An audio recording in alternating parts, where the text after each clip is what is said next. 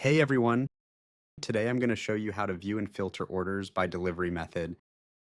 The delivery method describes how an order gets to the customer, for example, whether it's shipped, picked up, retail, or local delivery.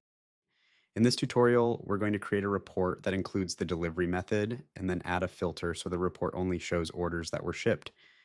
Let's get started. First, click on New Report and select the basic report.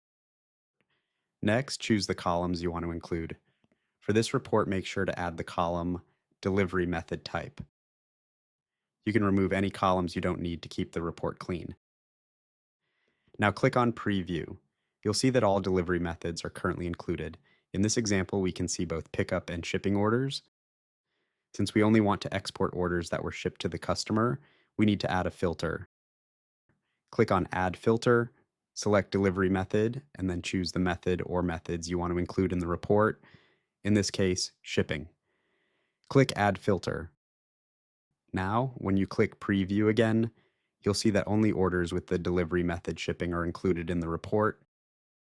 Give your report a clear name, for example, Shipped Orders Report.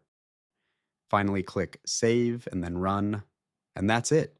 You now have a report that only exports the delivery method you need.